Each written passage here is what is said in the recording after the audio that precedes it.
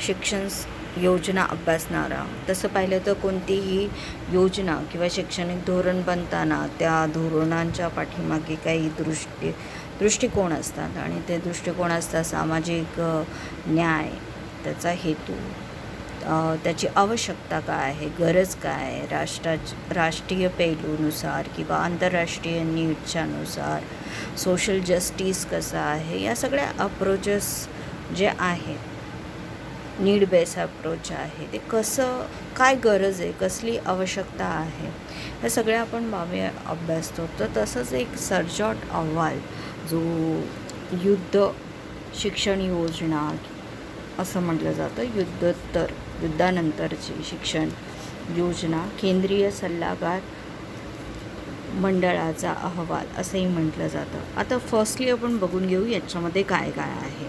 याच्यात विषय वगैरे इन्क्लूड नाही केलेत, पण ॲटलिस्ट ओव्हरऑल शिफारशी काय आहेत तर देण्याचा प्रयत्न केलेला आहे. तर फर्स्ट आहे पूर्व प्राथमिक शिक्षण विषयक शिफारसी. फर्स्ट त्याच्यामध्ये आहे 3 ते 6 वयोगटात उत्तम शिक्षण. दुसरं नर्सरी स्कूल. तिसरं मोफत शिक्षण. चौथं मुलांमध्ये सर्वसामान्य वर्तनाचे नियम. 5वं मोठ्या शहरात व ग्रामीण नर्सरी स्कूल भागात काढाव्यात. ग्रामीण नर्सरी स्कूल भागात काढाव्यात. तर त्याच्यानंतर दुसरी शिफारस आहे प्राथमिक शिक्षणाबाबतच्या शिफारसी. 6 ते 14 वयोगटासाठी मोफत व सक्तीचे प्राथमिक शिक्षणाचे 2 स्तर करण्यात आले. एक ज्युनियर बेसिक 6 ते 11, दुसरं सिनियर बेसिक 12 ते 14, तिसरं एखाद्या कलेचा जाणीवपूर्वक अंतर्भाव, चौथं ज्युनियर बेसिक स्कूल 30 विद्यार्थी 1 शिक्षक, सीनियर बेसिक स्कूल 25 विद्यार्थी 1 शिक्षक. 5वं त्यातलं आहे दोन्ही स्तरावर परीक्षा, उत्तीर्णांना प्रमाणपत्र. त्याच्यानंतर माध्यम जे आहे ते मातृभाषा आहे आणि फक्त सिनियर बेसिकवर इंग्लिश असावे असं ते म्हणतात. तिसरा पॉईंट आहे माध्यमिक शिक्षणाच्या शिफारसी. माध्यमिक शिक्षणात काय येतं तर 11 ते 17 वयाचा हा कालावधी असणार आहे. 6 वर्षाचा कालावधी. 11 वर्षांखालील मुलांना प्रवेश नको. 50% विद्यार्थ्यांना शिक्षण मुफ्त करण्यात आलेलं आहे यांना. नंतर पुढचं आहे शिक्षणाचे माध्यम मातृभाषा, तर द्वितीय भाषा ही इंग्लिश असावी असं म्हटलं. आणि पुढेच माध्यमिक स्तरावरती जर तुम्ही अभ्यास केला तर बघू शकता अभ्यासक्रमावर आधारित शाळांची 2 भागात विभागणी केली आहे. एक ॲकॅडमिक स्कूल आणि तांत्रिक स्कूल. या 2 गोष्टी नीट लक्षात ठेवा. आपण हे नंतर डिस्कस करणारच आहोत ॲप्रोचेसनुसार. तांत्रिक शाळात व्यावसायिक शिक्षण, विद्यार्थ्यांनी शाळा सोडू नये यासाठी प्रयत्न, विद्यार्थ्यांची पात्रता पाहून प्रवेश, शिक्षण, विद्यार्थी प्रमाण एकास 20 असे असावे. 4 विद्यापीठे शिक्षणात बाबतच्या ज्या आहेत त्या शिफारसी. पहिला आहे पदवी अभ्यासक्रम 3 वर्षाचा, प्रवेशाचे नियम कडक असणार. तिसरं प्रशिक्षित शिक्षकांची नियुक्ती केली जाईल. ओके. नंतर इंटर्नचे वर्ग बंद करावेत, म्हणजे इंटर्नचे जे आहेत ते. त्याच्यानंतर संशोधनासाठी सुविधा, शिक्षक विद्यार्थी निकटचे संबंध प्रस्थापित करण्याचा प्रयत्न करावा. त्याच्यानंतर विद्यापीठ अनुदान आयोग स्थापन करावा. 5वं जे आहे ते तांत्रिक, औद्योगिक, हस्तकला व व्यावसायिक शिक्षणाबाबतच्या शिफारसी. मग त्याच्यामध्ये काय येतं बघा, हे फार महत्त्वाचे आहेत, आपण ते डिस्कसच करणार आहोत अप्रोचमध्ये. वरिष्ठ श्रेणीतील कामगार, कनिष्ठ श्रेणीतील कामगार, अकुशल कामगार, कुशल कामगार, पुढे तुम्ही बघू शकता की SNDTचा जो पॉलिटिकल इकॉनॉमिक्स आहे त्याच्यामध्ये शैक्षणिक धोरणं जी बनतात त्याचा अप्रोच आहे हा कसा आपण नंतर लेटर ऑन डिस्कसच करणार आहोत. पण तरी पण तूर्तास या शिफारसींकडे नीट लक्ष देऊया. मग आता प्रौढ शिक्षणाबाबत शिफारसी आहे. वयोमर्यादा 15 ते 35, शिक्षणाचा 1 वर्षाचा कालावधी, व्यावसायिक शिक्षण. हे बघा इथे बघ, व्यावसायिक शिक्षण मुले पुरुष स्त्रियांसाठी वेगळे मार्गदर्शन, त्याच्यानंतर सर्वांगीण अभ्यासक्रम, त्याच्यानंतर शिक्षणाचे माध्यम जे असेल ते टेलिव्हिजन, रेडिओ, मासिके, ओके, अभिनय, नंतर ग्रंथालय, वाचनालय, कामगार संघटनांचे सहकार्य घ्यावे. हा पॉईंट पण खूप महत्त्वाचा आहे. पुढे तुम्हाला समजेल कसं. प्रत्येक प्रांताकडे जबाबदारी. त्याच्यानंतर शिक्षण, सातवा जो शिफारस आहे ते शिक्षक प्रशिक्षण. इथे बघा, इथे खूप महत्त्वाचं आहे, तुम्हाला समजून येईल. ओके, आणि नंतर एका विचारवंतांचे मी तुम्हाला सांगेल की ह्या टप्प्याला कशा गोष्टी आहेत ते बघून घ्या. प्रशिक्षण संस्था निवासी असाव्यात.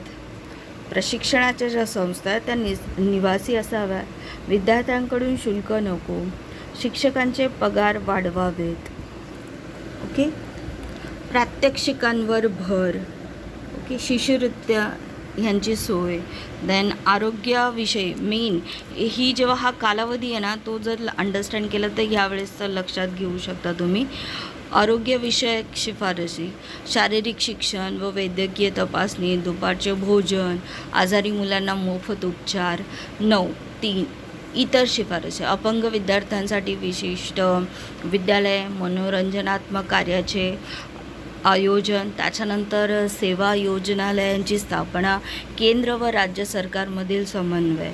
ओके, आता इथे सर्जॉट यांचं मूल्यमापन दिलं आहे. आता हे इथे थोडंसंच लिहिलं गेलं आहे, पण बघा हे फक्त मी हा एक पॉईंट दाखवते तुम्हाला. विचारवंतांच्या मते ग्रामीण शिक्षणाबाबत उल्लेख नाही आहे आणि योजना खर्चिक वाटते आणि भारतासारख्या दारिद्र्य देशाला हे परवडणारं नाही असं काही विचारवंत म्हणतात. पण ह्या सगळा हे जे इव्हॅल्युएशन होत असताना हे मूल्यमापनाचा आपण जर भाग बघितला तर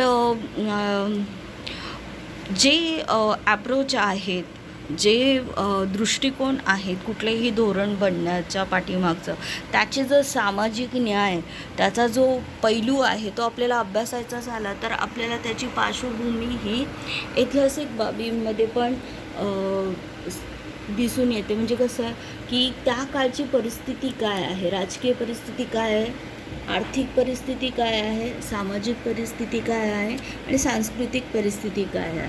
आता हा कालावधी होता कुठला, दुसरा महायुद्धाचा होता आणि त्याची तीव्रता होती तर आर्थिक महागाई, धान्यांची टंचाई, त्याच्यानंतर राजकीय जर घडामोडी जर बघितल्या तुम्ही तर महात्मा गांधीजींची तुरुंगातून सुटका झाली तर त्यांची काँग्रेसबरोबर चर्चा होती.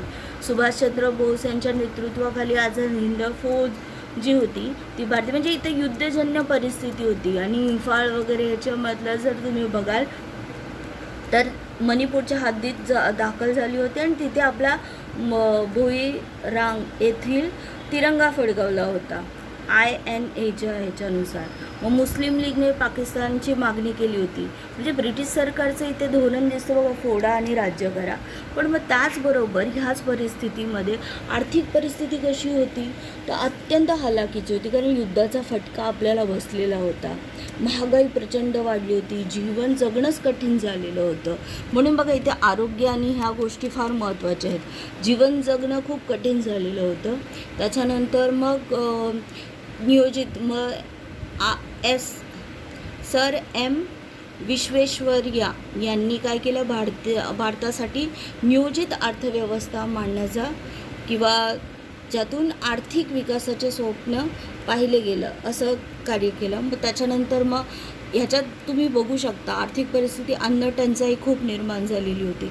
दुष्काळ पडलेला होता. बंगालचा दुष्काळ पडल्यामुळे 30 लाखाहून लोक मेले होते. त्याच्यानंतर औद्योगिक वाढीचा काळ होता. युद्धाच्या ज्या गरजा आहेत त्या पूर्ण करण्यासाठी मग उद्योग कुठले, मग टाटा यांना चालना मिळाली. मग तुम्ही हे बघू शकता, मुंबईमध्ये TIFR स्थापन झालं. मग JRD टाटा आणि डॉक्टर होमी भाभा यांच्या पुढाकाराने विज्ञान आणि तंत्रज्ञान संशोधनासाठी स्थापन झाली. बॉम्बे प्लॅन आहे, ITI आहे, या सगळ्या झाल्या.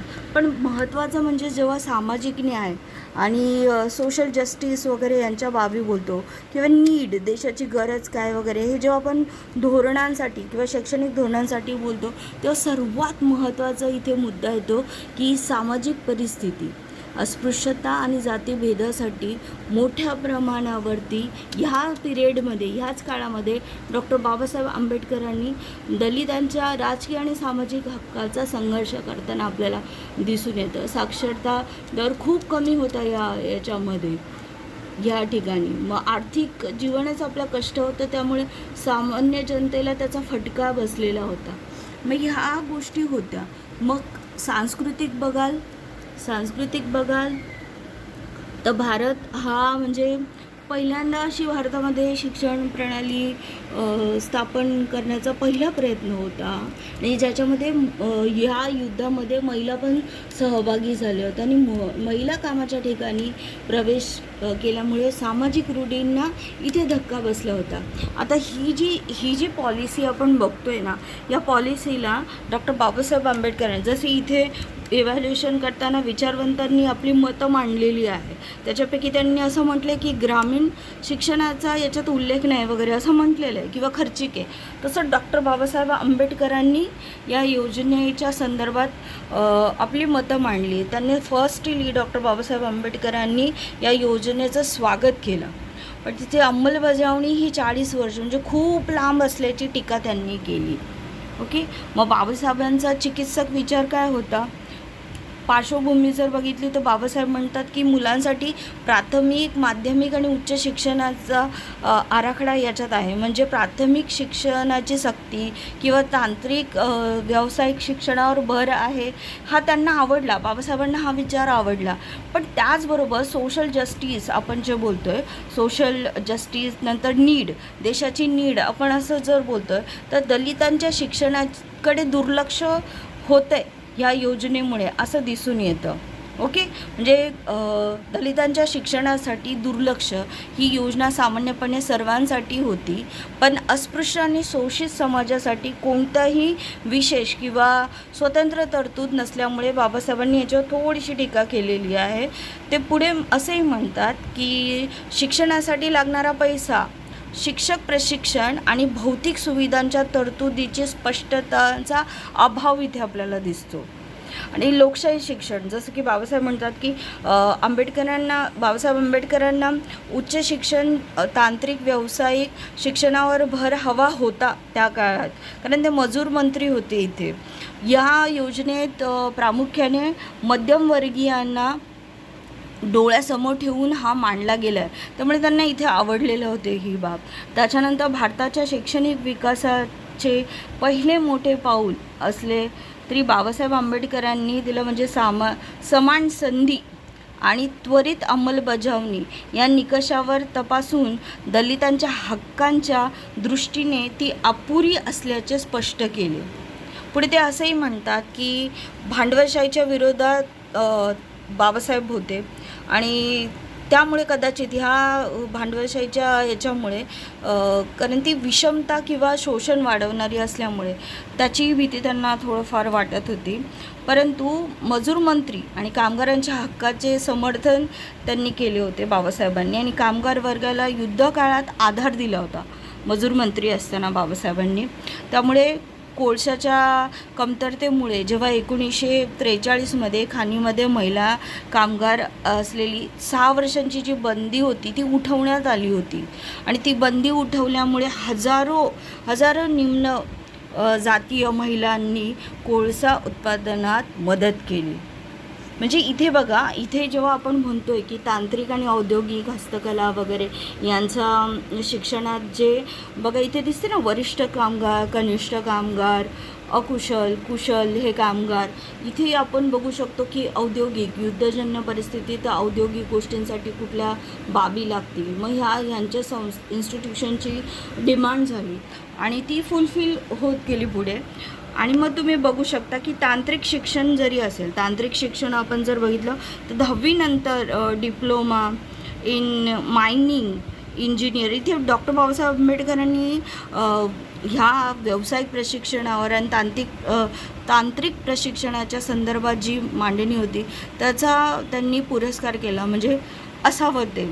तर त्याच्यामध्ये बघा बी टेक 12वी नंतरचं 4 वर्षांचं कोर्स, मग त्याच्यानंतर तुम्ही डिझायनिंगमध्ये पण व्यवस्थापनामध्ये पण जाऊ शकता.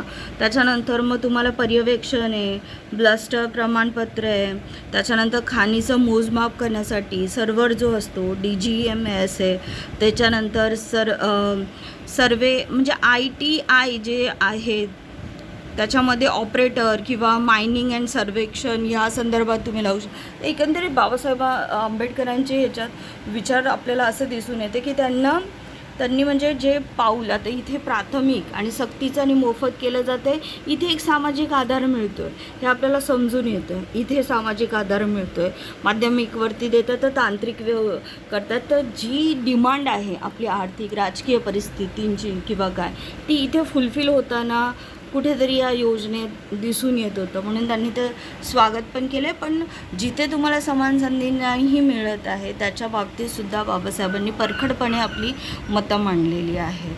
तर अशापैकी जर SNDTचा युनिव्हर्सिटीचा जर तुम्ही MEdचा पॉलिटिकल इकॉनॉमिक्स हा जर अभ्यास केला तर तुम्हाला हे दिसून येईल की पॉलिटिकल इकॉनॉमिक्स, लेबर इकॉनॉमिक्स तुम्हाला आणि आर्थिक आणि राजकीय इथे डिसिजन मेकिंग कशा पद्धतीचे आहेत धोरणांच्या बाबतीतले ते आपल्याला दिसून येतात.